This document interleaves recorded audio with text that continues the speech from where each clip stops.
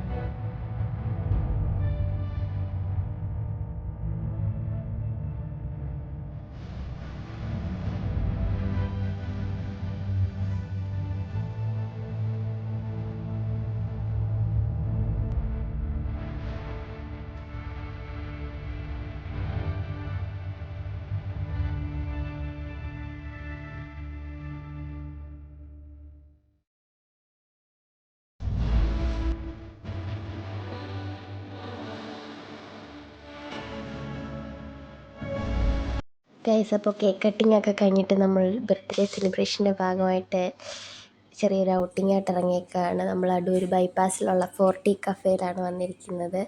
അപ്പോൾ ചെറിയതായിട്ട് ജ്യൂസൊക്കെ കുടിച്ച് കുറച്ച് ടൈമൊക്കെ സ്പെൻഡ് ചെയ്ത് എൻജോയ് ചെയ്ത് പോകാമെന്ന് വിചാരിച്ചു. നല്ല അടിപൊളി കഫേയാണ്, ഭയങ്കര വൈബാണ്.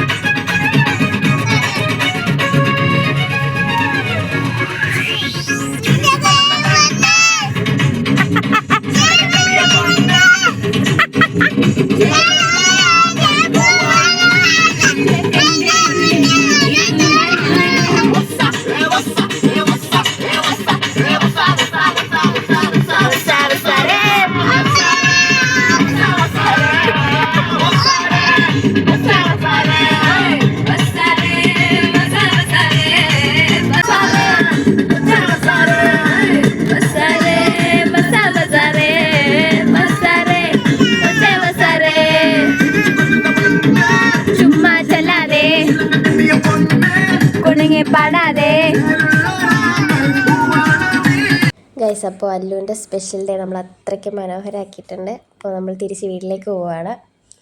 അപ്പം നമ്മുടെ ഇന്നത്തെ ബർത്ത്ഡേ സ്പെഷ്യൽ വ്ളോഗ് എല്ലാവർക്കും ഇഷ്ടപ്പെട്ടെന്ന് വിശ്വസിക്കുന്നു. ഇഷ്ടപ്പെട്ടെങ്കിൽ ലൈക്ക് ചെയ്യുക, ഷെയർ ചെയ്യുക, സബ്സ്ക്രൈബ് ചെയ്യുക. അപ്പോൾ ഇതുപോലെ വെറൈറ്റി വീഡിയോ കാണുന്നവരെ ബൈ.